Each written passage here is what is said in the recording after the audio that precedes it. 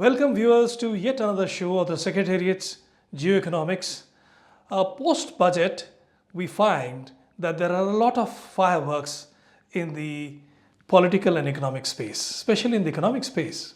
What's happened is that yesterday the rupee fell to an all-time low of below 87 rupees to the dollar. It's still running low today at 87.10. And that's quite a lot of fall for the rupee. A year back it was about 83 to the dollar. 5 years back it was 71. Even a month back it was trading at something like 85 rupees to the dollar. Today it's fallen quite a lot. Now why has that happened? Mainly because foreign institutional investors are buying or rather selling their shares here and taking away money. Why are they doing this? There's a lot of global uncertainty over the way President Donald Trump has come forth with his tariff wars.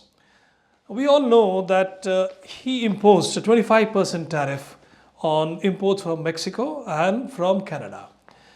At the last moment, today we have news just a few minutes ago that he has finally rescinded on that order and put it on hold for a month, which means the threatened trade war between Canada and USA is not on the cards right now.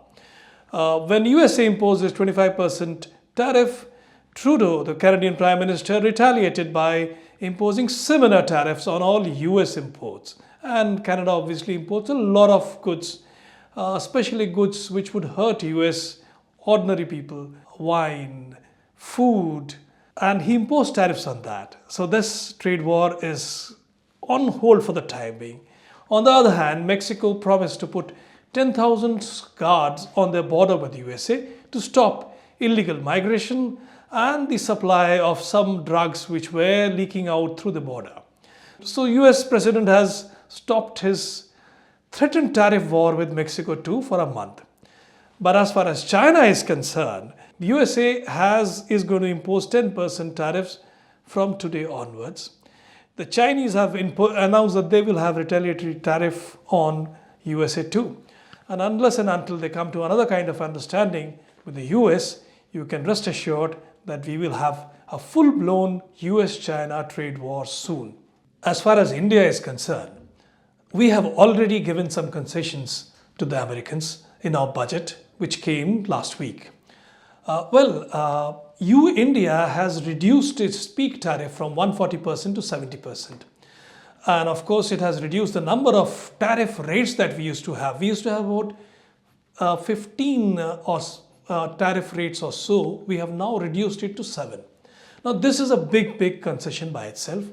The famous Harley-Davidson motorcycle, about which Trump used to talk about that India charges so much tariff on Harley-Davidson, that will now sell in India at a 70% tariff. That's good news for anyone who wants to buy a Harley-Davidson and vroom it out.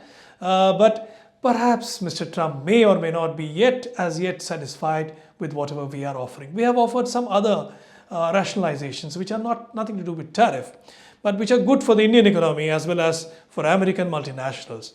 There are safe harbor rules for electronic components have been changed, which means that any electronic components which are stored in India, not necessarily used up in India and then re-exported, will not attract any kind of tariff. This should help companies like Tesla, Apple, Samsung, etc. Similarly, machinery which we need to manufacture mobile phones, electric vehicles, those will not attract any kind of customs duty. That is a good win-win kind of a proposition for companies like Tesla, like companies like General Motors, which wants to set up EV manufacturing facilities in India, as well as for companies like Apple, which wants to make iPhones here.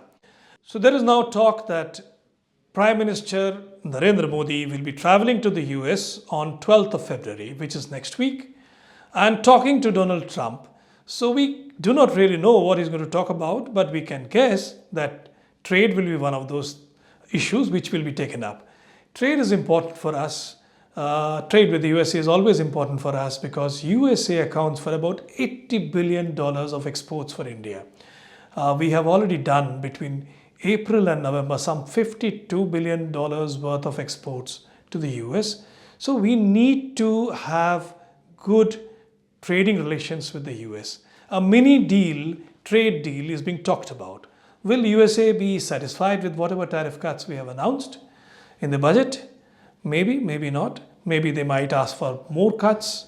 We'll have to look at it. They would like to export more of American vegetables, American fruits, American liquor, American cars to us. So let's see what we do, what talks are held in the USA. I'm sure spade work will be done by Indian diplomats ahead of the big meeting between the big two leaders, Mr. Modi and Mr. Trump. But there are other things that Mr. Modi might want to talk about with Mr. Trump, and these really includes the security environment in the entire neighborhoods. We live in a troubled neighborhood.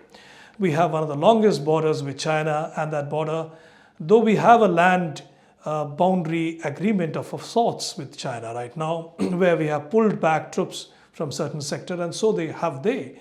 But clashes have been known to occur at various times. We know that China has been very assertive in the South China Sea, something which India and USA both are worried about. We also know that the Chinese are building a string of ports all around us. They have built one in Ramri Island in Myanmar. They have a base in Cox's Bazar in Bangladesh. They have ports in Sri Lanka. They have ports elsewhere, Djibouti. So we are worried about that, and we would certainly be discussing with Mr. Trump how to deal with the growing situation, security atmosphere here, as well as the revolt in Myanmar, where you have rebels controlling about a third of Myanmar's territory. The regime change in Bangladesh might also be amongst the topics which are discussed with Mr. Trump. Another issue which India might wish to take up with the US authorities is the stoppage of US aid to all countries in the world.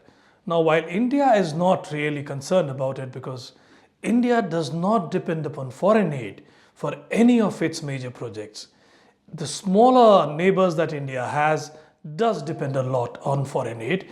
These include Nepal, Bangladesh, Sri Lanka, Afghanistan, of course, and also the African countries. Now, we have already seen that China has extended its aid to various countries in the neighborhood. It has taken up a number of projects in Bangladesh.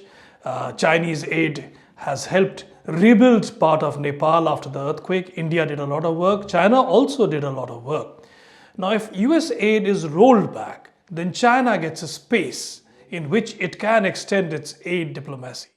So either India has to spend more, or it has to get US back on track. Now let's take a look at India's aid figures. India was spending about 7,000 crores of rupees last year. It has budgeted to spend about 6,750 crores this year, which is almost the same, a little give here and there. The aid for Bhutan, of course, takes up most of the money. It's going to cost about 2,500 crores or so. Afghanistan remains a popular destination for Indian aid, so does Bangladesh. Bangladesh will have the same amount of aid as 120 crores. Other big areas where India extends its aid are Myanmar, Maldives, and Mauritius. And of course, Nepal. Nepal will be getting about 700 crores this year. But the problem is, if US aid comes down, then China gets a chance. And that is where perhaps Mr. Modi might wish to take up the issue with Mr. Trump. That's all that we would like to discuss in this edition of Geoeconomics. Viewers, stay tuned to us. We will come up with more interesting episodes of this talk show. Thank you.